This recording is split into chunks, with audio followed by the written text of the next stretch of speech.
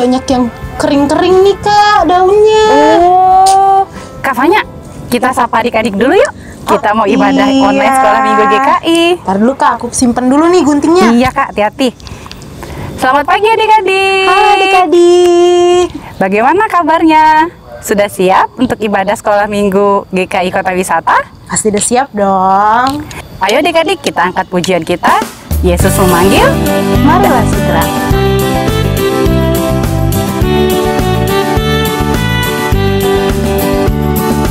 Yesus memanggil, mari segera, ikutlah jalan selamat bakal. Jangan sesat dengar sabdanya, hai marilah segera.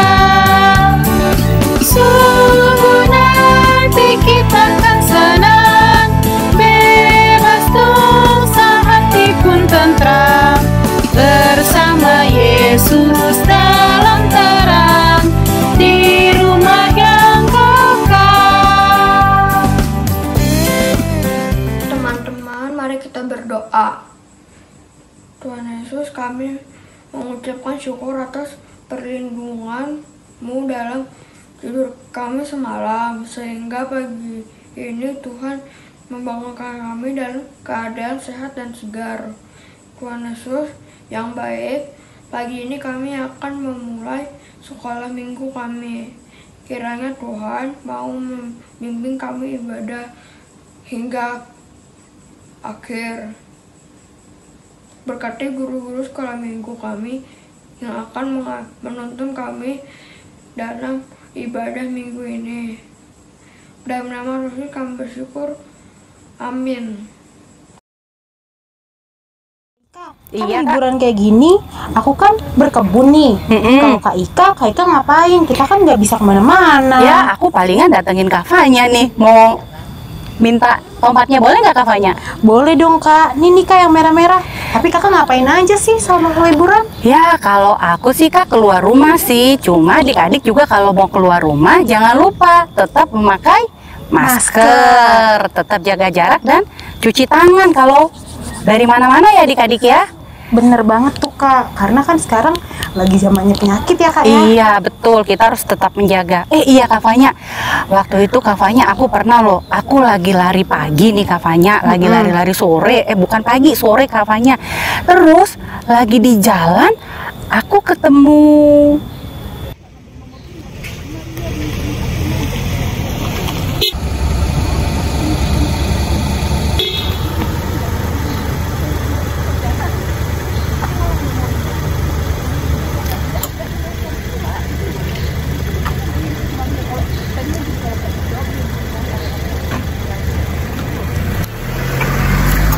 Oh gitu Kak ceritanya. iya. Aku juga tuh Kak. Waktu itu kan aku lagi jalan-jalan juga tuh di taman.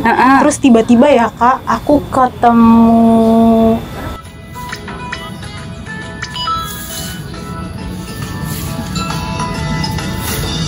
Ibu mau duduk? Iya, boleh Kak. Aduh. Makasih ya Kak. Iya, silakan.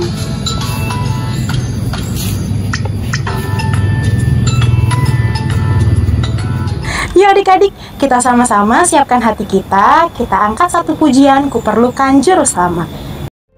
Ku perlukan juru selamat, agar jalanku sesat.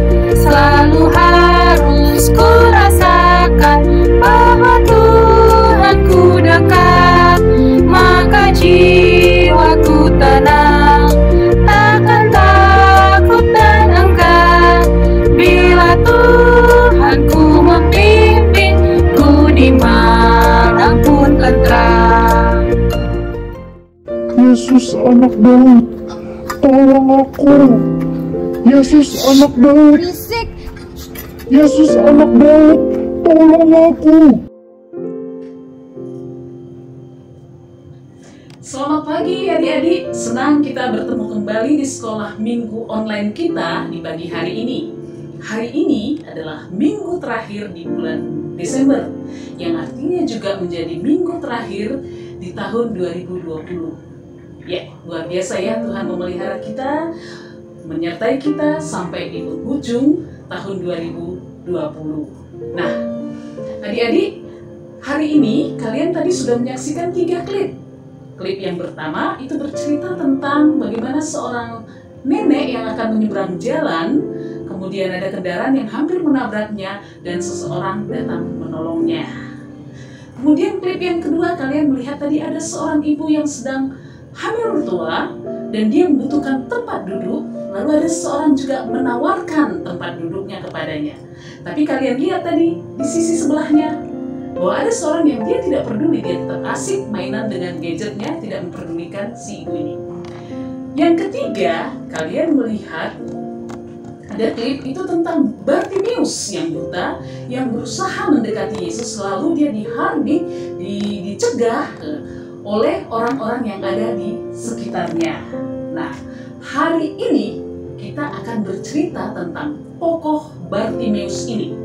Tepatnya, Bartimeus itu mendapatkan belas kasih Tuhan berupa kesembuhan. Nah, untuk ayat Alkitabnya itu kita ambil dari kitab Markus pasal 10 ayat 46 sampai 52. Kakak sudah kirimkan kemarin ke kalian, jadi kalian sudah baca ya. Nah, sebelum kakak melanjutkan cerita firman Tuhan ini, kita berdoa dahulu. Mari kita berdoa. Terima kasih Tuhan untuk pagi yang Tuhan berikan. Ini kami siap untuk mendengarkan firman Tuhan. Biarlah Tuhan yang menolong kami sehingga kami boleh mendengar dengan baik dan mengerti. Tolong juga Kak Anji yang akan menyampaikan supaya semuanya itu seturut pada kehendak Tuhan. Terima kasih Tuhan, kami sudah berdoa. Amin. Ya, adik-adik, dari cerita yang kalian baca, di situ dikisahkan ada seorang yang bernama Bartimeus yang sejak lahir dia sudah mengalami keterbatasan. Dia tidak bisa melihat atau buta. Pada masa itu, orang-orang yang terlahir dengan keterbatasan seperti itu, butakah atau lumpuhkah, itu adalah orang-orang yang tersisih, orang-orang yang dianggap remeh, orang-orang yang dianggap berkekurangan. Lalu Bartimeus ini tumbuh dan dia menjadi seorang pengemis untuk dia bisa memenuhi kebutuhan hidupnya. Nah, suatu kali Bartimeus ini mendengar bahwa Yesus datang ke kotanya. Bartimeus itu memiliki iman bahwa yang bisa menyembuhkan dia itu hanya Yesus. Tapi kalian bisa bayangkan, pada saat Yesus datang, orang ramai mendekati Yesus, ingin bisa dekat dengan Yesus. Semuanya berdesakan. Bartimeus dengan kondisi yang terbatasnya tentu mengalami kesulitan. Tapi apakah Bartimeus menyerah? Nah, dari bacaan kita disebut Bartimeus tidak menyerah. Apa yang dia lakukan? Dia berteriak. Sampai kemudian orang-orang di sekitarnya mengatakan, diam, menghardiknya. Tapi dia tidak peduli, dia tetap berteriak. Apakah Yesus itu orang yang tidak bisa mendengar? Apakah Yesus itu harus dengan teriakan baru bisa mendengar suara orang? Tidak. Tanpa berkata-kata pun, Yesus bisa mendengarkan itu semua. Yesus bisa tahu isi hati semua orang itu. Tetapi, Yesus melihat iman dari Bartimeus, dan Yesus menunjukkan sikap menerima Bartimeus. Loh, di mana nggak ada tulisannya seperti itu? Tidak tertulis seperti itu. Tetapi Yesus menyuruh orang untuk memanggil Bartimeus. Itu adalah suatu sikap bahwa Yesus menerima keterbatasan Bartimeus. Lalu apa yang terjadi adik-adik? Yesus bertanya kepada Bartimeus, apa yang kamu inginkan Bartimeus? Dan Bartimeus menjawab, aku ingin bisa melihat. Dan Yesus melihat iman Bartimeus. Yesus mengabulkan apa yang diminta oleh Bartimeus. Lalu apa yang dilakukan Bartimeus? Sama seperti kita, kalau kita meminta sesuatu kepada orang tua kita, dikabulkan, tentu hati kita bersuka cita. Bartimeus pun bersuka cita dan selanjutnya dia mengikut Yesus. Tapi pertanyaannya begini, kalau seandainya kita meminta kepada Tuhan, lalu Tuhan tidak mengabulkan seperti yang kita inginkan, apakah kita bisa tetap bersuka cita? Atau kita akan mengatakan begini juga, katanya Tuhan itu maha pengasih kan, tapi kenapa Tuhan tidak kabulkan doaku? Padahal kan aku sungguh-sungguh memintanya. Padahal kan aku memintanya dengan iman. Betul. Tapi untuk setiap doa kita, Yesus punya 3 jawaban. Ya, maka dia memberikan apa yang kita minta. Tapi juga Yesus mungkin mengatakan, nanti, belum saatnya sekarang, maka kita akan bersabar menunggu. Atau Yesus mengatakan, tidak, itu dalam bentuk apa? Tuhan Yesus nggak kabulkan itu doa kita. Tapi apa artinya Yesus tidak mengasihi kita? Yesus tetap mengasihi kita walaupun jawabannya boleh ya, nanti, atau tidak. Itu yang satu. Kemudian yang kedua, mungkin adik-adik bertanya, Kak, Allah itu kan maha sempurna. Allah itu kan berkuasa. Allah itu kan maha kasih. Tapi kenapa ada orang-orang yang terlahir seperti Bartimeus? Lahir dengan keterbatasan tidak bisa melihat. Atau di cerita Alkitab yang lain kalian melihat orang yang tidak bisa mendengar, atau orang yang tidak bisa berjalan, lumpuh dari lahirnya. Kenapa Allah izinkan itu? Katanya kasih. Ya, adik-adik, kakak mau jelaskan ke kalian bahwa kalaupun Allah mengizinkan ada orang-orang yang terlahir dengan keterbatasan, itu artinya Tuhan Yesus, itu artinya Allah sedang menunjukkan kepada kita bahwa Allah memelihara semua orang, baik yang terbatas, baik yang lahir dengan sempurna, semua Allah pelihara. Itu yang pertama. Yang kedua, Allah juga ingin menunjukkan kepada kita bahwa orang-orang yang terbatas, yang terlahir dengan keterbatasan seperti itu, mereka juga bisa memiliki mereka itu bisa juga menunjukkan bahwa mereka bisa mempunyai kemampuan seperti orang-orang yang lahir dengan kondisi sempurna. Kita bisa melihat misalnya, adik-adik mungkin suka lihat di YouTube atau di mana, ada orang yang dia katakan mungkin kakinya yang tidak sempurna, tangannya tidak sempurna, tapi dia bisa berprestasi, dia bisa menjadi atlet yang handal. Ada orang yang dengan anatomi tubuhnya nggak lengkap, jadi juara atlet renang dan sebagainya. Jadi kalau Tuhan izinkan ada orang yang lahir dengan keterbatasan seperti itu, yang pertama Tuhan mau katakan bahwa Tuhan tetap pelihara mereka sama seperti memelihara orang-orang yang lahir sempurna. Itu yang pertama. Kedua, Tuhan mau juga menunjukkan bahwa orang-orang yang terbatas ini pun itu bisa berprestasi. Masa sih Kak? Loh, kalian bisa lihat banyak kesaksian-kesaksian atau kalian bisa lihat di YouTube. Dan hari ini kakak akan menunjukkan kepada kalian satu video yang juga bercerita tentang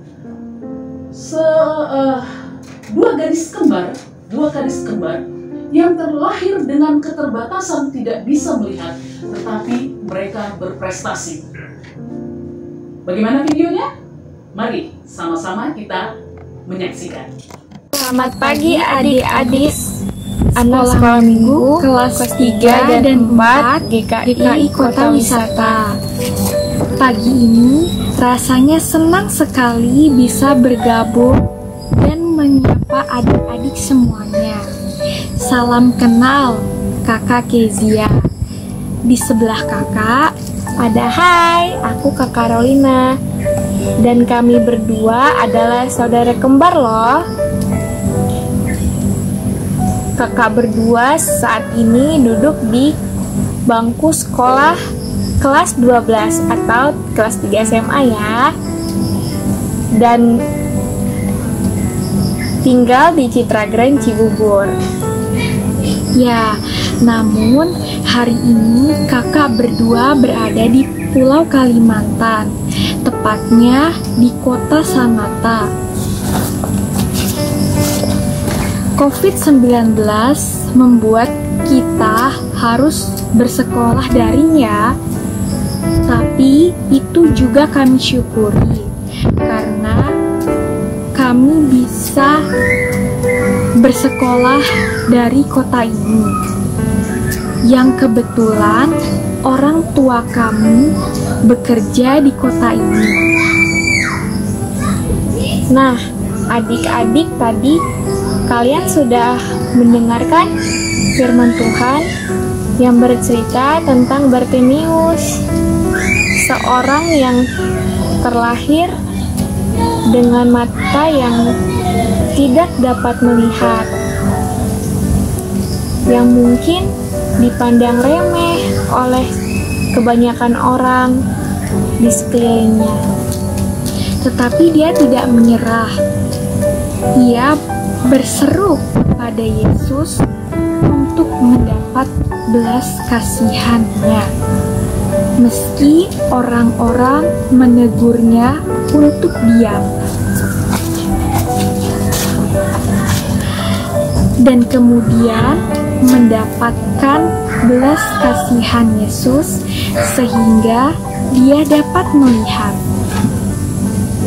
Ya, bisa kebayangkan bagaimana sukacitanya hati Bartimeus saat Yesus mengabulkan permintaannya.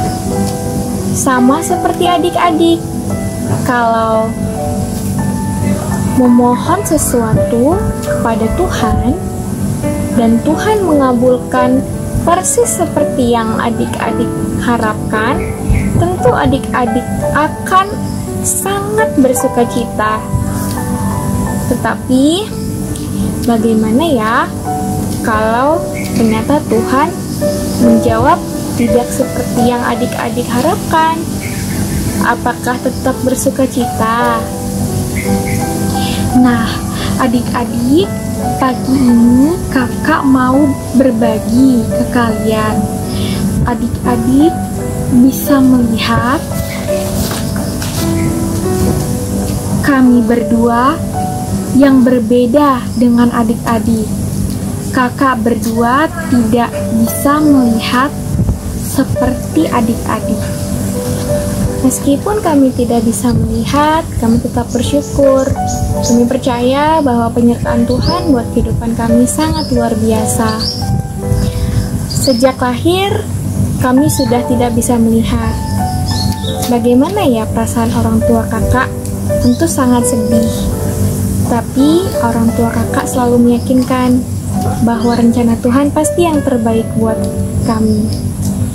Walaupun kami menurut orang hidup penuh dengan keterbatasan, tapi kami juga punya sejumlah prestasi loh.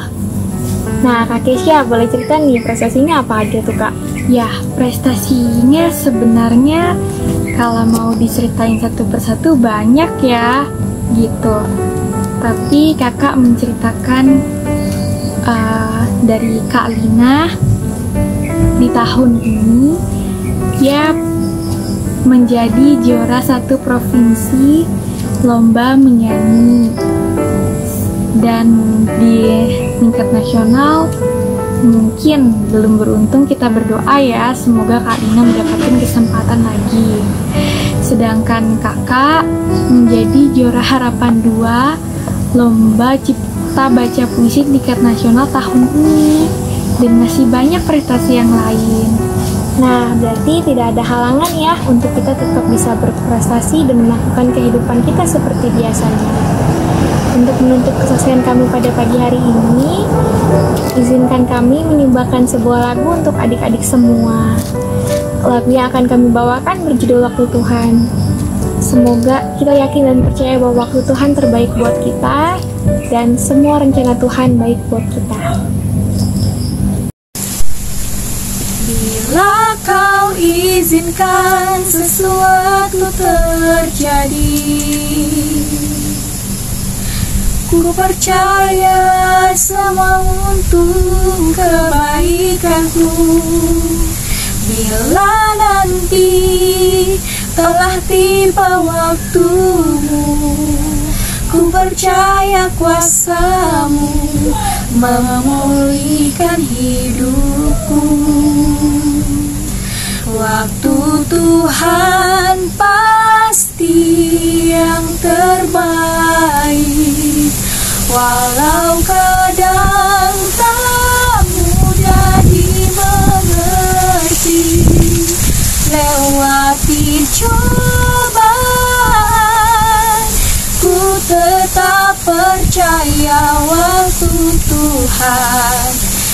pasti yang terbaik. Waktu Tuhan pasti yang terbaik.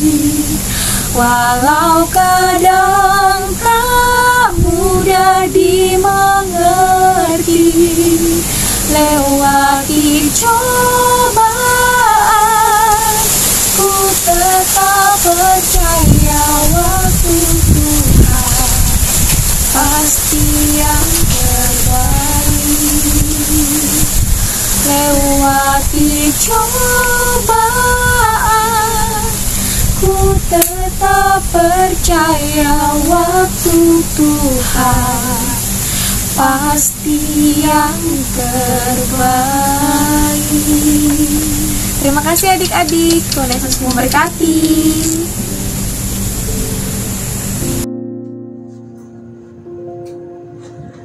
Ya, tadi kalian sudah lihat video itu gimana Kak Kesia dan Kak Carolina yang terlahir dengan keterbatasan. Kakak yakin bahwa orang tuanya pun kala itu di samping berusaha untuk memulihkan mereka punya penglihatan, ke dokter dan sebagainya, pasti juga berdoa kepada Tuhan supaya kedua putrinya ini bisa melihat. Tapi Tuhan menjawabnya apa? Sampai mereka gadis remaja, tadi dikatakan kelas 3 SMA ya, mereka tetap dalam kondisi tidak bisa melihat. Tapi apakah mereka menjadi orang-orang yang bersedih? Apakah mereka kemudian menjadi orang-orang yang putus asa? Tidak, kalian tadi sudah mendengar. Kedua kakak ini mempunyai banyak prestasi. Jadi, adik-adik yang dianugerahi Tuhan kesempurnaan fisik harus juga lebih tahu bersyukur. Harus juga lebih berusaha untuk memiliki prestasi. Tapi yang utamanya, tetap menjadi anak-anak yang taat kepada Tuhan. Tuhan memberkati kita. Amin. Mari kita berdoa. Terima kasih Bapak kalau kami hari ini boleh belajar dari kisah Bartimius yang mendapat belas kasih Tuhan.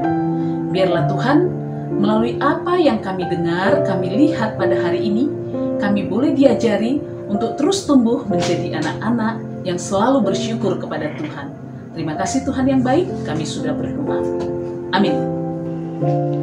Ayat hafalan kita minggu ini diambil dari Yohanes pasal 1 ayat 12. Yohanes pasal 1 ayat 12. Tetapi semua orang yang menerimanya diberinya kuasa supaya menjadi anak-anak Allah, yaitu mereka yang percaya dalam namanya. Sekali lagi kita baca bareng-bareng ya.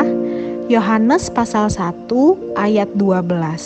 Tetapi semua orang yang menerimanya diberinya kuasa supaya menjadi anak-anak Allah, yaitu mereka yang percaya dalam namanya.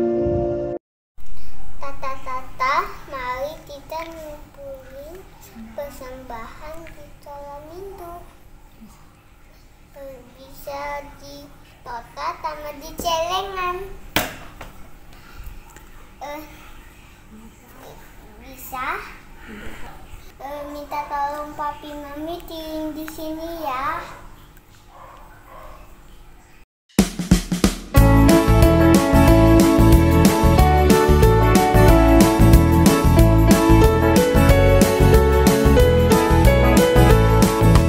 Tabur waktu pagi, tabur benih kasih, tabur waktu siang, terus sampai senja. Nantikan tuaian pada musim panen, kita kan bersuka bawa berkasnya masuk lumbungnya. Kita kan bersuka bawa berkasnya masuk lumbungnya. Kita kan bersuka bawa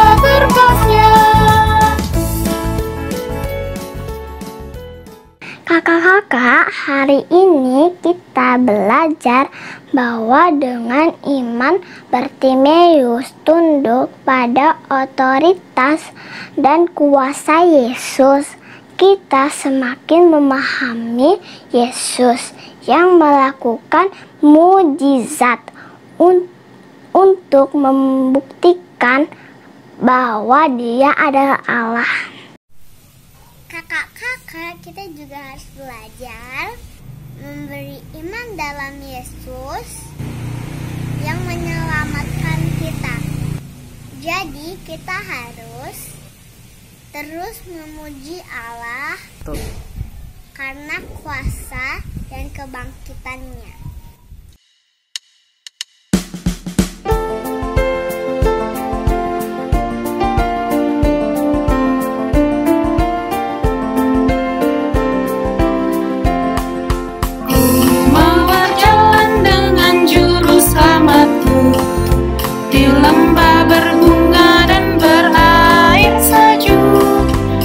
Kemana juga aku mau mengikutnya, sampai aku tiba di negeri baka.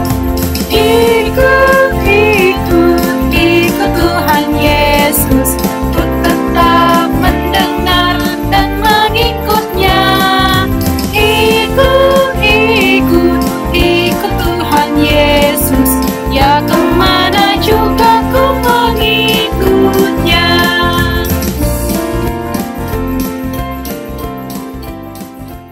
Teman-teman, mari kita berdoa. Tuhan Yesus, sekarang kami sudah selesai sekolah. Berkati agar hanya mendengar firman, tapi kami juga mau di dalam kehidupan kami sehari-hari. Tuhan Yesus agar kami bisa sekolah minggu lagi. Tuhan Yesus kami berdoa. Amin.